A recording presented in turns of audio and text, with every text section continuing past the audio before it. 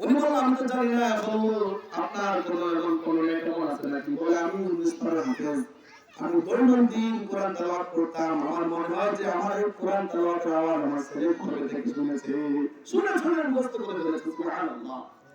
আপনার ভালো দিকগুলি আপনার সন্তানের উপর তাসির করবে। আপনি কতটুকু ভালো এটা আপনার সন্তান পরিচয় দিয়ে দেবে। এই জন্য সন্তান যখন ঘরে আসে, আমার মা বোনেরা বেশি বেশি করে কি করবেন, কোরআন তেলাওয়াত করবেন। আর যদি কোরআন তেলাওয়াত করেন, তাহাজ্জুদ নামাজ পড়েন, তাহলে আপনার ছেলেও আপনার মতো ওরকম আল্লাহওয়ালাই হবে। আল্লাহওয়ালার ঘরে কি হয়? আল্লাহওয়ালাই হয়। এই জন্য সবসময় খেয়াল রাখতে হবে যে আমার ছেলেকে যেহেতু আমি মাদ্রাসায় দিয়েছি, ছেলের শুধু পড়ালেখা সব ছেলের তা নয়, আপনিও আল্লাহর দরবারে তাহাজ্জুদ নামাজ পড়ার সময় বলতে হবে, আল্লাহ আমার ছেলেকে মাদ্রাসায় দিয়েছি, নেক আমল হায়াত মওত জ্ঞান সবকিছু তোমার হাতে, তুমি আমার ছেলের জ্ঞানকে প্রসার করে দাও, তুমি আমার ছেলের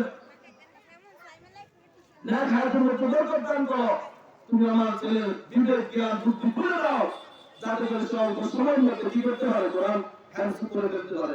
আমরা মনে করি যে ছেলেকে দিয়ে দিয়েছি আর মাদ্রাসায় হুজুর আছে, হুজুর পড়া জ্ঞান করে মুখস্থ করে ফেলবে, আমার কোনো টেনশন নেই। না, সবচেয়ে টেনশন বেশি থাকতে হবে মা আর বাপের। মা বাপের, যে মা বাপের সবচেয়ে বেশি টেনশন থাকে, সেই মা বাপের ছেলেই বেশি কামিয়াবি হয়, সেই মা বাপের ছেলেই বেশি আল্লাহওয়ালা হয়, সেই মা বাপের ছেলেই হাফেজ হয়, আলেম হয়। এই জন্য ছেলেকে মাদ্রাসায় দিয়ে দিয়েছেন, আল্লাহ আলহামদুলিল্লাহ। কিন্তু নিজেকেও ওরকম ভাবে প্রতিষ্ঠিত করে যে একজন ভালো মা হিসেবে আপনাকে পরিচয় দিতে হবে যে আমি যে একজন ভালো মা, আমার সন্তান যে আল্লাহ নবীর মাদ্রাসায় যে দিয়ে দিয়েছি, বেশি বেশি করে আল্লাহকে স্মরণ করে আল্লাহকে বলতে হবে, যাতে করে আল্লাহ আমার ছেলেকে কি করে জ্ঞান দেয়, যে উদ্দেশ্য দিয়েছে সেই উদ্দেশ্যের জন্য হাসিল হয়। আল্লাহ পাক রব্বুল আলামিন আমাদেরকে আমাদের উদ্দেশ্য হাসিল করার তৌফিক দান করুন, আর আমাদের ছেলেমেয়েদেরকে জ্ঞানী এবং নেক আমল হওয়ার তৌফিক দান করুন।